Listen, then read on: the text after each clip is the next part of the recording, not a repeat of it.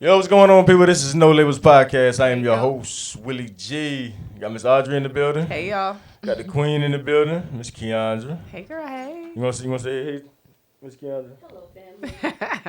All right, so Love having So the we in queen the, in the building. we in the building. We're gonna start it off. I got an icebreaker, but how you doing? Miss Audrey? I'm doing good. If I fully recovered from having COVID for the second time. If y'all heard me coughing on the last podcast, I did not know.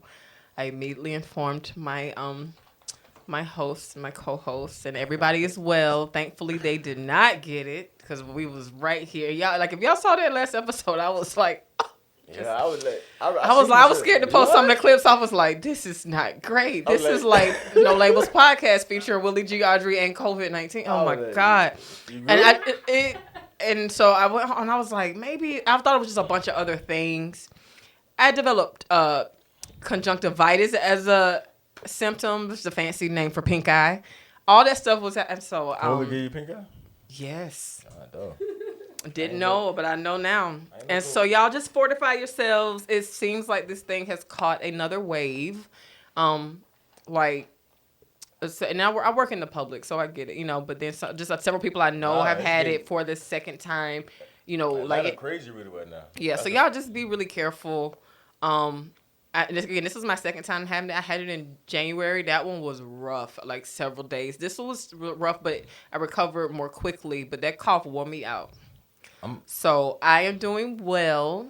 Still, you know, getting back in the swing of things. But I'm good, fully recovered. I'm glad you're okay. I remember asking you, like, are you okay? Yeah, I'm glad I'm okay, and I'm really, really glad that y'all are okay. Because I would have felt, I was like, listen, I'm going home by myself. I can quarantine, but they going home to the kids. It was just like I just felt horrible. Like, oh my God, Lord, I ain't lying, please, 'cause we went through that please. at the beginning of 2022, bro. That So- was a change. I'm glad you're okay. Yes, I'm glad- everybody is good. So I've been good, just getting back in the swing of things at work. You know, picked up a couple new clients for Royal Ink. I'm excited about that. Okay. Good money. Yeah, one of them is actually. Well, I'll tell you later what the client is, but Yeah, I'm excited you know about what I'm it. saying? But Major you, money moves. yeah, man, yeah.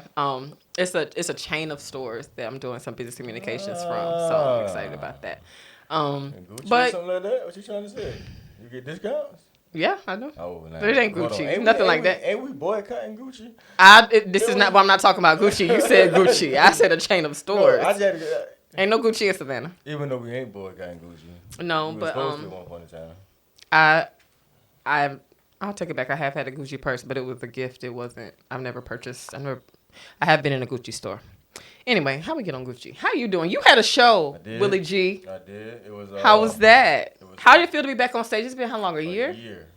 My first angle, I was nervous. Nervous is good. Keandra was there with me. My wife was Very there. good. No, it was fire. It was shout outs to the Bow Ties and Blazers. It was a Bow Ties and Blazers fashion Okay. show. I don't want to mess up names. That's my first time meeting a lot of people, but I know the main the lady who started it because her son got taken away by gun violence. And I think it's like the 6 year sold out event. And for me, it was fire. I ain't gonna flex. Say the name of it again. Bow Ties and Blazers. Both Ties and Blazers. I like that. Organization is called Dominique's World. And her organization is called Dominique's World. So if you want to donate Dominique's. to that, definitely. Man, I ain't gonna lie, much respect to the fashion industry, because I ain't gonna lie, like behind the scenes, watching how the craziness, you know what I'm saying? Like you see somebody get on the runway all smooth, they walk in, they got their outfit on, you don't realize it's, the minute they hit the curtains, It's a whole different world. It's very similar, and everybody has that. You have your front of house, and you got the kitchen, and a Respect. restaurant. You go to your fine Respect. dining restaurants. It's beautiful, and they got the music, and it's candlelight. As soon as you get to that door behind the kitchen, hey yo, take it up. It's crazy. Very similar to the world of like fashion shows, but even performance. But I love the energy of behind the scenes. Like I did stage plays in college. Yeah. And so you got wardrobe change, costume change. Like, how much time do I have between these scenes? And so you got to go on and be fully in this character. Mm-hmm. And then you got to get backstage and, like, all the different things. And, you know, like, and especially things where you're changing, like, a fashion show or wardrobe. Modesty, what is that? You just get into this thing, whatever. Like, it's just whatever. I love it. All my fashion designers, yo, I respect.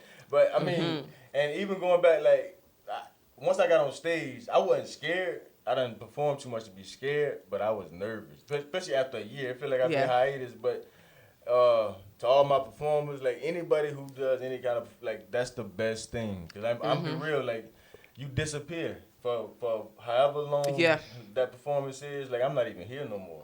Like and I have fun to answer your question, but I want to get into this. Oh, hold on. First of all, the name of this podcast is I'm Ready for Whatever. Fighting words. Ready for whatever. That is fighting words. Fighting. We coming in. We ready for whatever. We coming in aggressive. We ready for whatever, man. Aggressive. You feel it? But nah, it ain't what you think it is, for real. I don't know. I'm going in blind, so.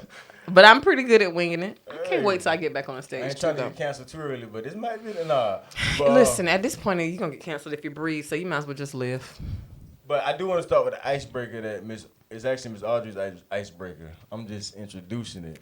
Just to get the conversation flowing. We're going to bring back some conversation we was having pre-pod. I'm going to just let you ask it. Let you pop this off. Let me see if I can. I don't want to mess up my live on Instagram, but I didn't have it saved up. So I was talking about, it was a conversation me and my girlfriends were having in our group chat. And it kind of spiraled out. And we were talking about, the original was like this TikTok video. This girl was saying how when women cheat, they are just not remorseful at all. They justify it. They don't assume responsibility or anything like that. So all of us in our group chat were like, we don't like the generalization around just like all women do this. However, we did have experiences of like, well, okay, maybe whichever side of cheating you've been on, or just what you've heard from the other homegirls. And so there is validity to it. But we started to get into the part, I introduced this perspective.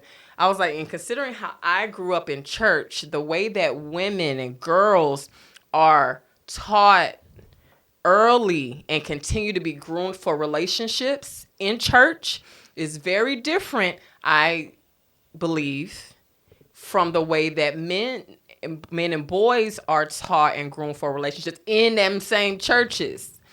And I think it's unbalanced and unfair. I can't speak fully on the teachings that men getting, but Willie brought up an interesting point that is absolutely just like, not even just a great point, but a fact. And we'll get into that in a second. But I was just saying, and I think because of some of the ways that we were groomed, specifically, I'm talking about specifically in church, to be how to be a good wife, or how to keep a home, or how just all these ways to be appropriate as a woman, and because of what men will think, or if you want to, just all these different ways that we were groomed for relationships. And then when you live life that's like, well, I'm doing everything I was taught to do, and this is still not working for me, and it's almost harder for me, and men are celebrated for this different behavior, and the behaviors that men are being celebrated for don't necessarily coincide with the way that women are being trained to behave.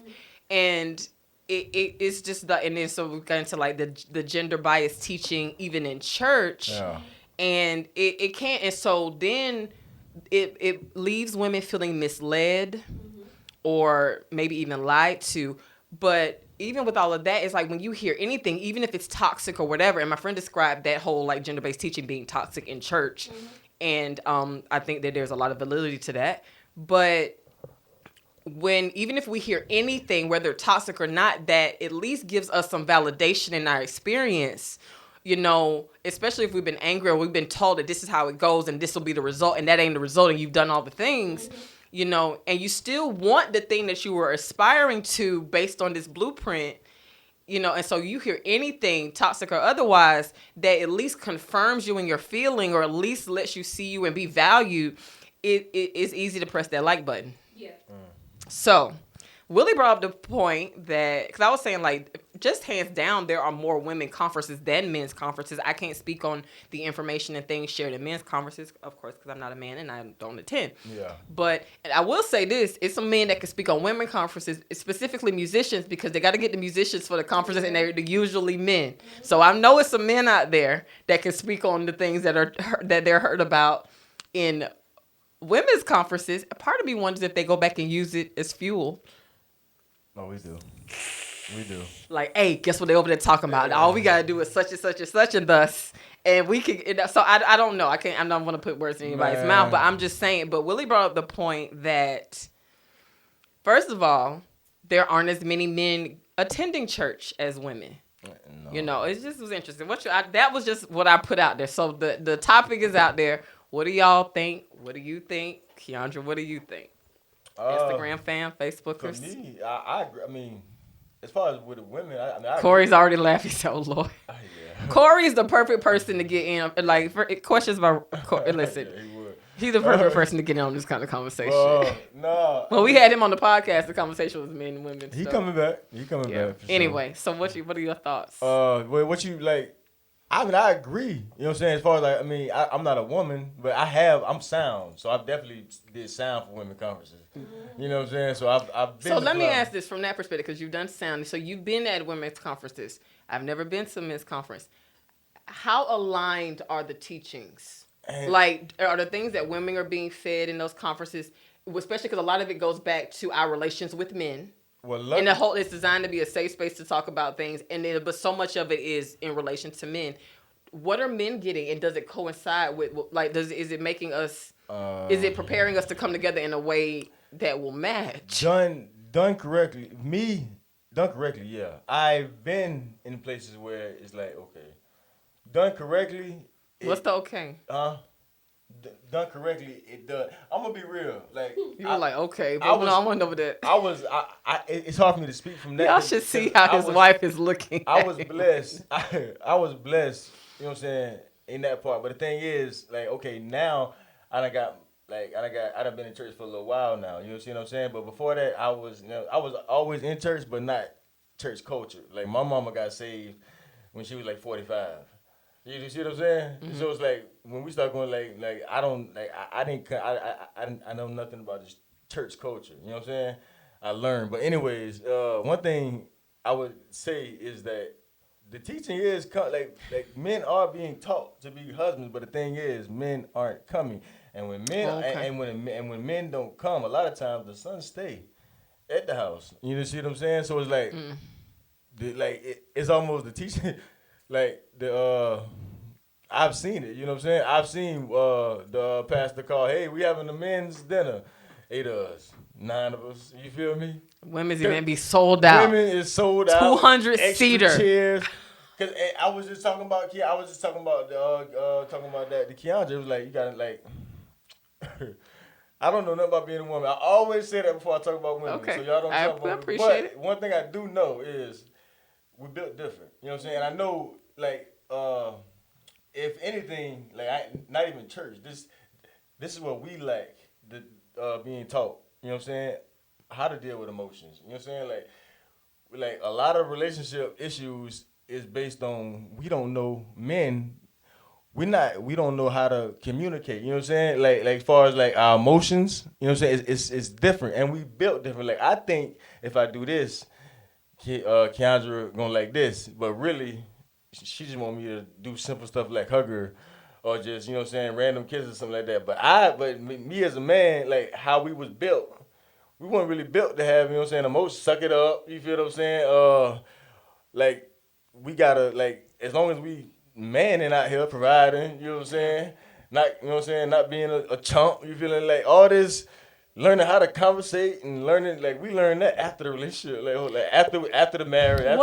What's so interesting to me about that is, like, when you see now, like, with all the different clips, with like men talking about certain things, you know, like, and I bring up like the one where I think it was an episode, was it I Am Athlete, where they had Deion Sanders on, and he was talking about, like, well, here's what you do. Your woman is telling you, like, how to deal with, like, how his relationship with his woman, like, listen, it's not hard. Your woman is telling you what she needs, and he was saying that. And then there's another clip where Tank is sitting around, he's like, was it Drink Champs? What is it? That was his last episode, Drink where Champs. he's talking about, you know, love, and but it's men talking, and the response, and I look at the response of the other men, and, like, so watching stuff like I Am Athlete, where it's a male podcast and things like that, is the interesting thing to me is almost like men are starved for that conversation.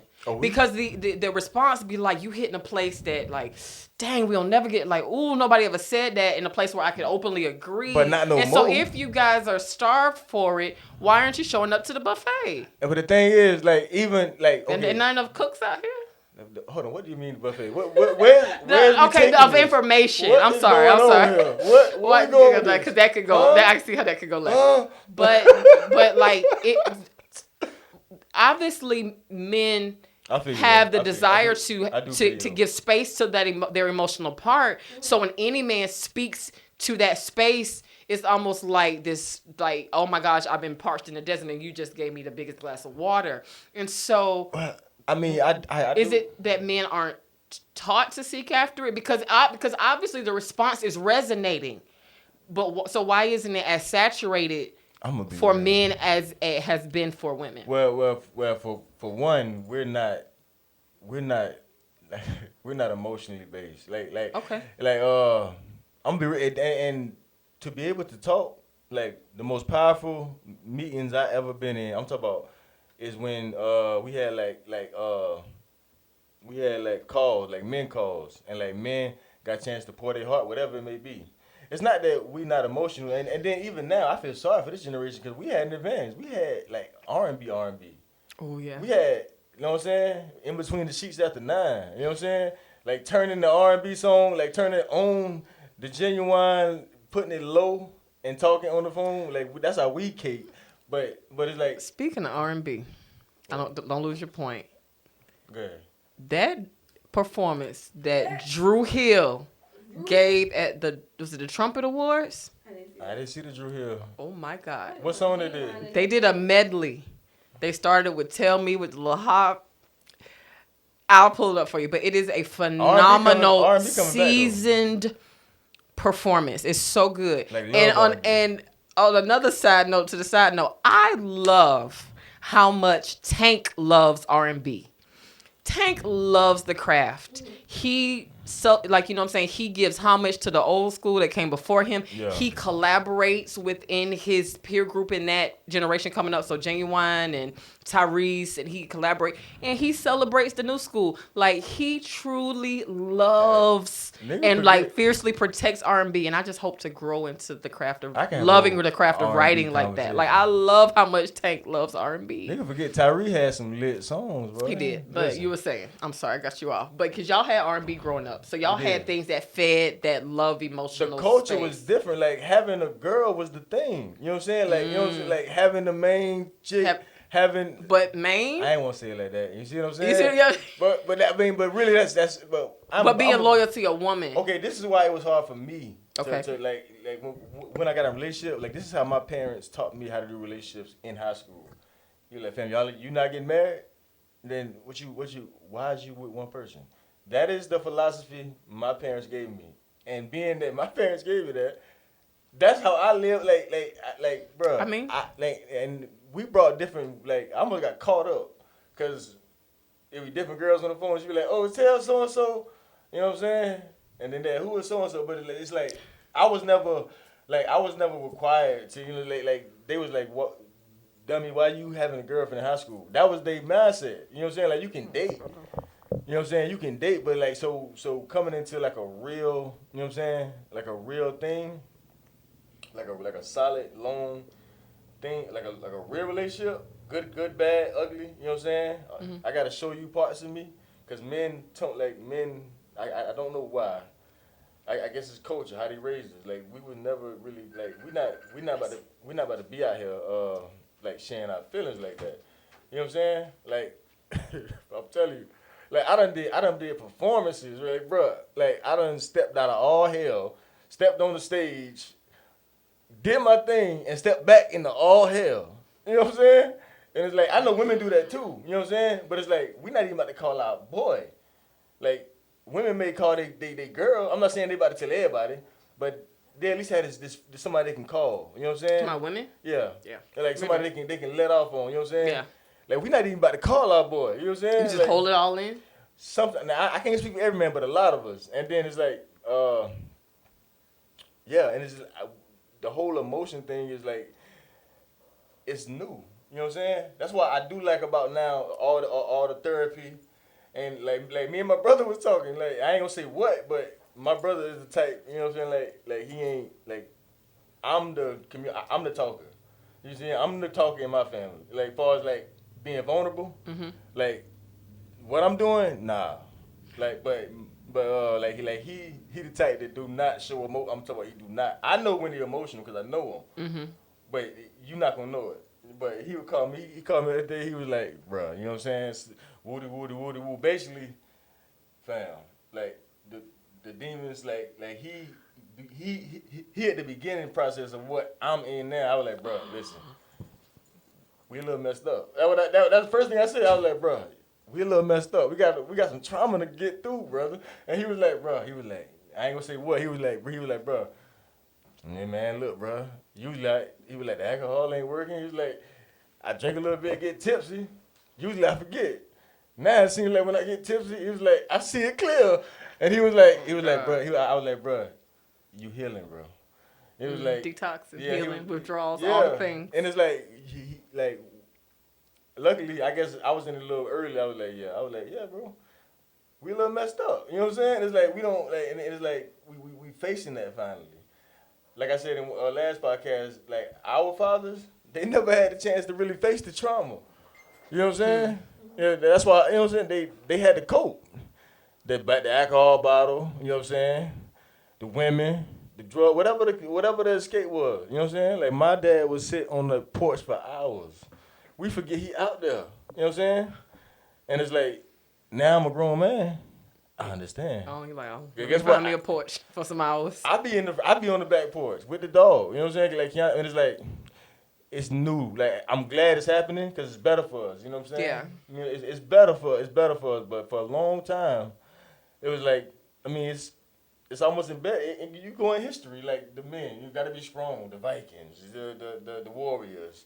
Like we grew up. You know what I'm saying? Wanting to be the warriors. Now it's like my son is super creative. You know what I'm saying? Of course, I'm gonna teach him how to be like I can see him being a real life artist. You know what I'm saying? Like we didn't aspire to be artists. You know what I'm saying? We either hit like in army, military, boxer, football player, rapper, sports. You know what I'm saying? To be that guy. You know what I'm saying? And it's like we can go on and on. I got you. Well, okay, so to bring it back to like the original like part. Yeah, we do you think it's over? Like, do you think the church has gotten the approach wrong? As in what? As far as just, I think they got it right. I think now. Or is it, to your point, just like a numbers game? It's like you talk to the audience that showed up. I think what was right at one time. I think what was right at one time. I think the game's changed.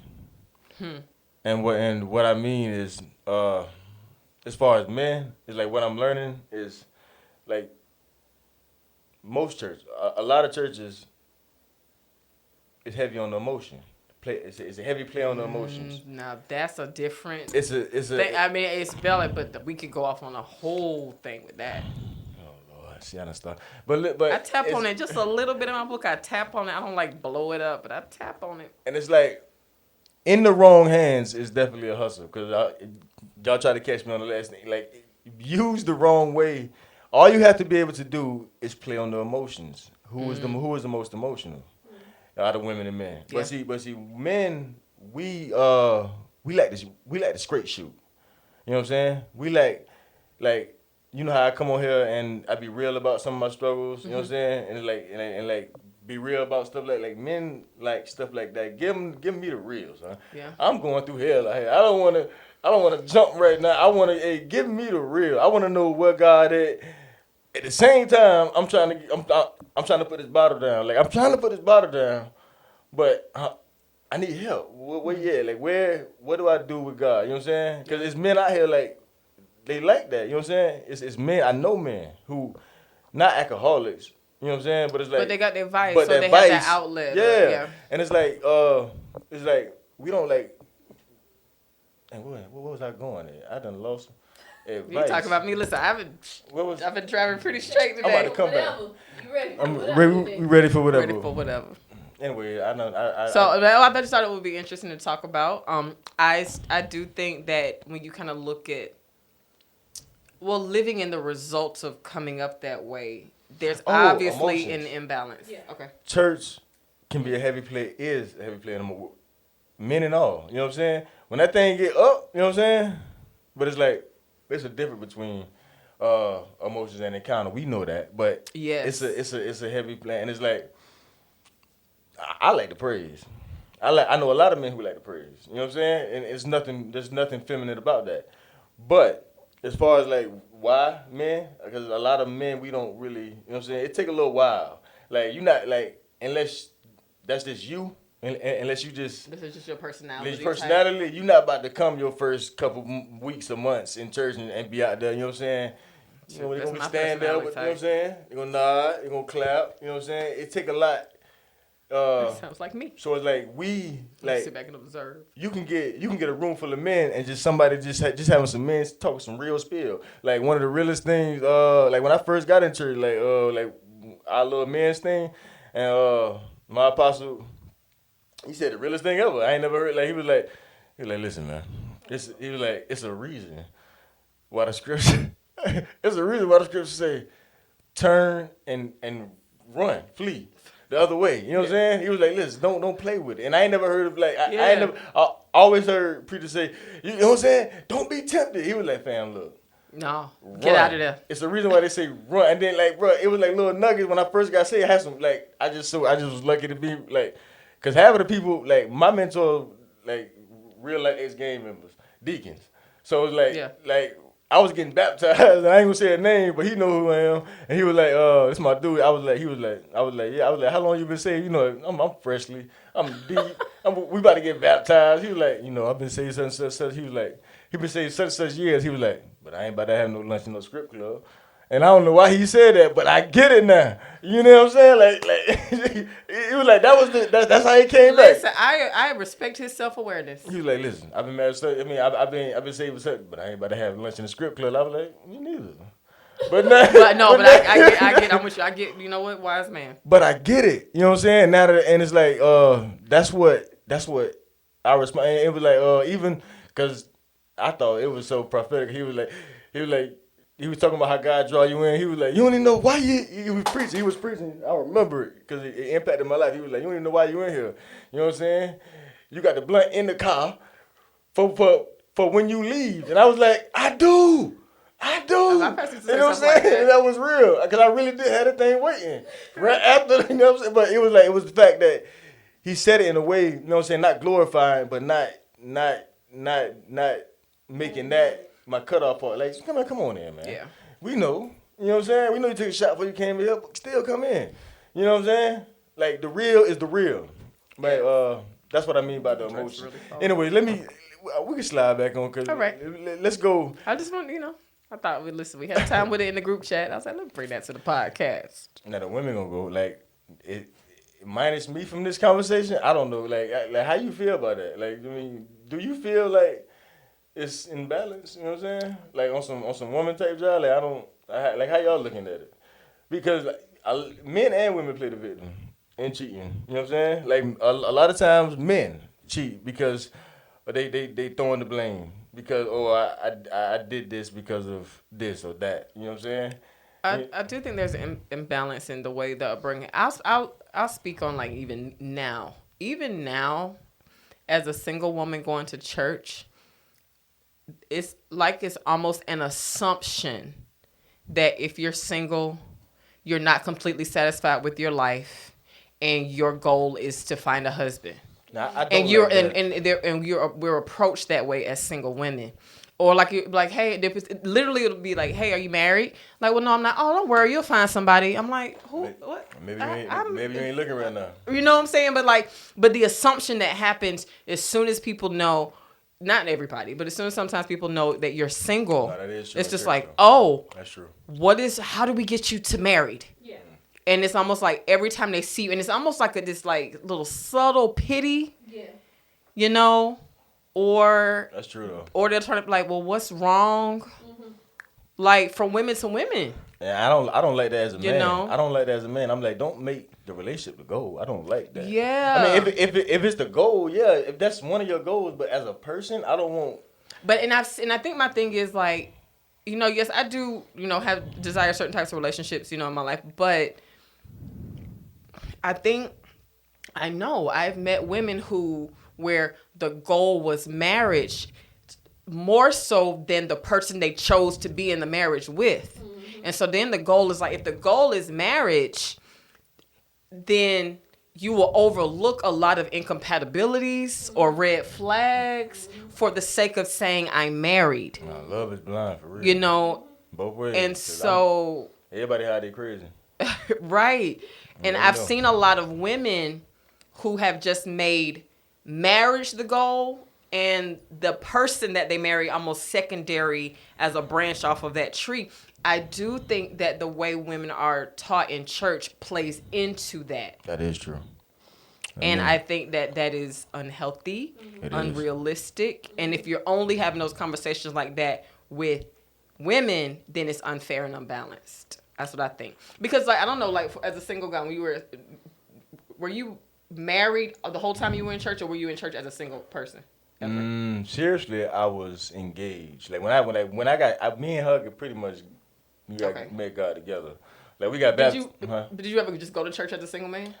Little. No. You probably can't speak on that as much, but I guess the question I'm trying to get to is, as a single man, when people find out you're single, are they automatically trying to marry you off? Now, one thing I can tell you now, if being a married man, it get real in the church, especially if you got any kind of, like, one thing I noticed about women, you know what I'm saying? Once again, I don't know nothing about what it is to be a woman, but one thing I've noticed, women like power. You see what I'm saying? So, and in the church scene, that's the preachers, that's the ministers, that's the musicians. Mm-hmm. They like position. Yeah. You know what I'm saying?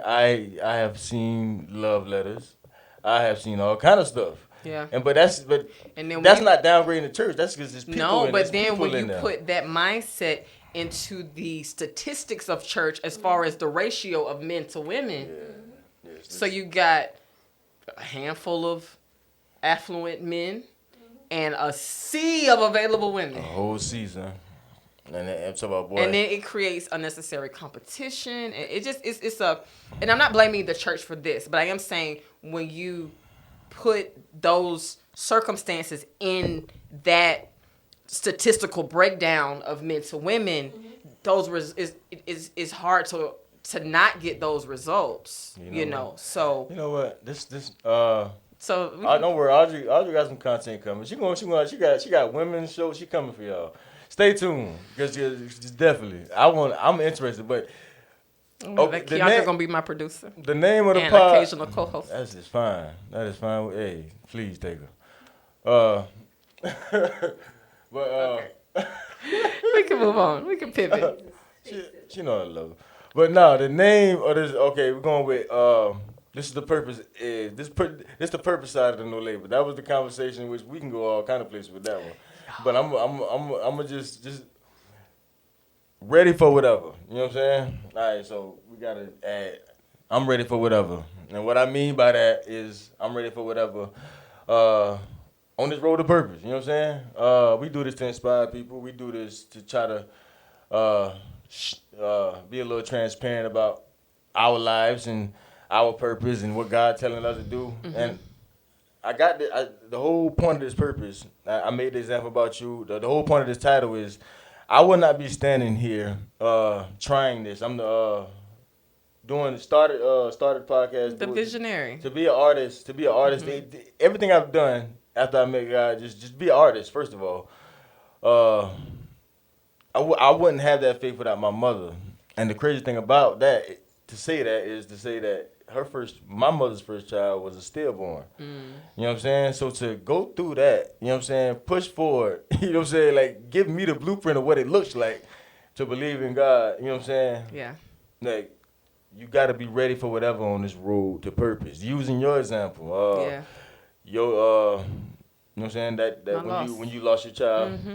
to be able to not whenever, however long it took you to go through that, and still say, okay, I'm still going after purpose. I'm still okay, God. Okay, I'm gonna still do what you told me to do, even after I done been in the worst pain, and you even said it like. Yeah. You know what I'm saying? Even not even wanting to be here. You know what I'm Yes. saying? And then waking up to the realization that you're gonna Yeah, be and here. I'll share because I remember I wrote an article. I was just writing for myself, and that was my outlet because I'm a writer, and the page understands me better than the people sometimes, and so I wrote an article called "I've Seen Death and It's Beautiful." The first sentence of that is, "I prayed for death last night." And this is a true account. This is what really happened. I really did. And I just remember, I won't go into all the details, but I remember that moment. I remember that night very clearly. I was not suicidal, but I was just very okay. And I made a request to God for me to join my daughter in death, in heaven. And I thought about it very analytically, and I was like, "Oh my goodness, my parents will miss me. They'll be devastated." But I also understand because I'm currently devastated, and they got 26 years with me, and I just only had, barely 26 minutes with my girl. So I just like really thought about it really logically, But then I prayed that, and I just made my request. And I just kind of laid there hoping for a minute, like to the point, like I noticed physical changes. I was calming down, but I was like, oh my gosh, maybe God is granting my request. Like my breathing slowed. It was a really interesting experience. But then I had that moment that God started to speak to me, like through his word, just through certain sentences and phrases. And I remember the moment where I got the realization that the answer was no. You can't die tonight. It was a very gentle but very clear answer. It was no. And that was a moment of acceptance. I was like, okay. And so from there, I said, Lord, if I have to stay here, if you insist on me staying here, you got to tell me why. You got to not necessarily make it make sense, but make this purposeful. And so that whole thing in itself was a prayer and an exchange with God. And I'm like, if I have to stay here, you got to tell me why. And you have to keep me constantly knowing why, because I want to be with my daughter like all the time. But I do believe in this faith and my belief in God and his word that I'll be with her again. But also because I got that gentle but very hard no. I was like, okay. And so now I really believe that it is my purpose that's keeping me alive. Because if it wasn't my purpose that was keeping me alive, he would have let me die that night. Yeah. That is my belief and that's my experience. And so everything I see through the lens of purpose. It's like just a permanent filter over my life. I see everything through purpose. And even the minute things, even things that you wouldn't think, like just keep going, and either you'll know it immediately or later the purpose in it will be revealed. But I believe that after that moment, I was convinced any day that I have life and I am living is for a reason. And it's not even always my job to understand all the details of the reason, but it is my job to continue and keep going and to keep purpose at the forefront of my life. Because it is literally why I'm here. It is the only reason. It's a detailed and layered reason. So I believe there's a full abundant life in all of that.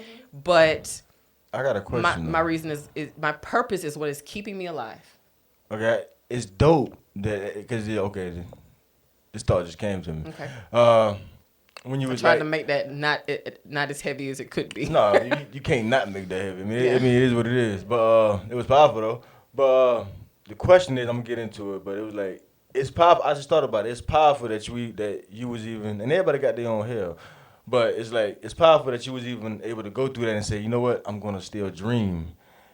But on the faith side, it's even more powerful to say, I'm still gonna believe and love and trust in God. Yeah. Because as a believer, you understand this. This is for the Christians. If you're not, tune out for a second if you're not a Christian. But as a believer, you understand this. How do you love and trust the God who you know knows all. Yes. Like the death of your child, Let me God tell you. rest does not. You know, it doesn't surprise him. it You know what I'm doesn't. saying? So it's like in the middle of sitting. You know what I'm saying? Even from my own storm, like I'm sitting in a storm, Lord, that and praying to a God that you knew was coming. Let me tell you. You know what I'm about saying? that. So, fast forward 2-3 years, I had my family's ministry. You know, back in Middle Georgia. Well, they're all over, but based out of Middle Georgia, they have a women's conference every year. My mom asked me to speak. I had tons of notice, and I was preparing for that. And eventually, that experience fed into a very powerful Sunday school lesson that I taught. I think I have that recorded. I can get it to you. But the topic that they gave me, and I've actually ministered this thing several times since then, but the topic they gave me for the conference was reframing because he loves us. And I had like months notice, like 5 or 6 months notice. And it doesn't typically take me too long to prepare.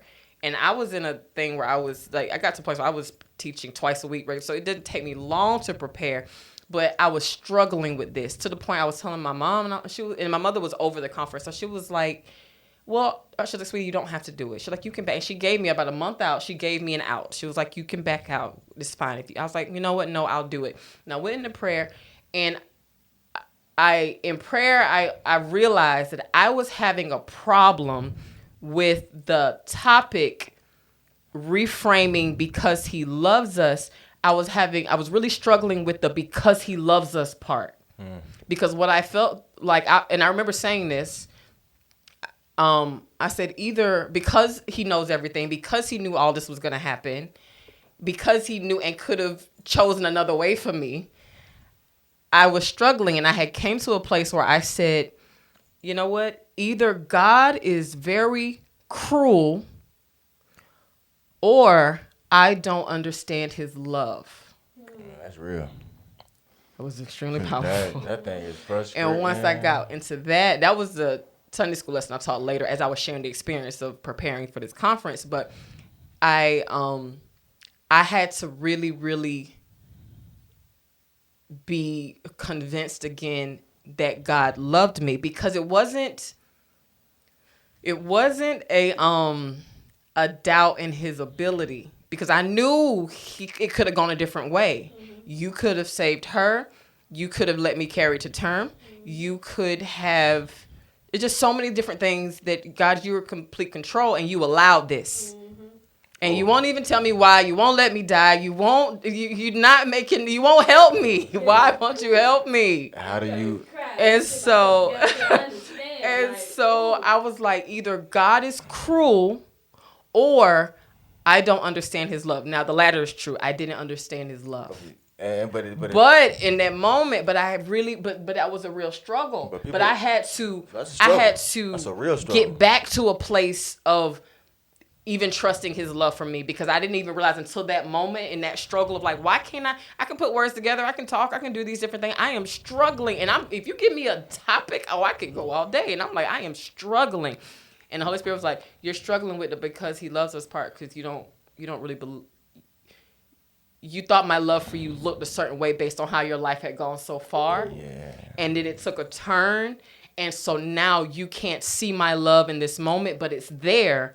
But now's the opportunity for you to get to know God and his love in a different way. Mm-hmm. But let's go back to the basics. He does still love you. You're struggling because you're trying to make a whole point that is like because of his love, and you don't even believe in the love anymore. Yeah, I don't. So that's true. It was a process to get back. Well, it is. But like, do you even love me? But God. You gotta get it out though. You gotta.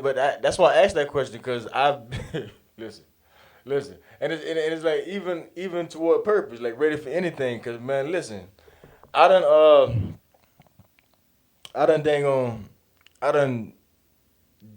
thank you, Danielle. So many different failed attempts. It's like any entrepreneur, believer, anybody who's stepping out, whatever it is. Anybody who's stepping out, any person who's stepping out, you know what I'm saying? I've been in play, like, and me, I'm a little extra, you know what I'm saying? Because, like, faith, childlike faith is my superpower. Like I really believe God. That is a great superpower to have. And that you say that into Keandra might not agree with you every time because I done jumped. I done jumped off some cliffs and then we was moving the next week because I spent all the rent money. You know what I'm saying? And it's like I'm not glorifying being irresponsible, but the fact is that I'm gonna pray for you, girl. It takes a certain I'm place to be over here. I'm gonna be real, it's a genius in it. You know what I'm saying? It's a genius in God. You know what I'm saying? Because I'm not saying it was God's will that happened to your child. No, but you know He knew about it. But the crazy part about it is that the Audrey that we hear today will not be the Audrey without that pain. That is 100% the truth. Without it, you know what I'm saying? So it's like, and listen, I got all these different things, and I actually preached this message, and then my pastor got it, he ran with it. But the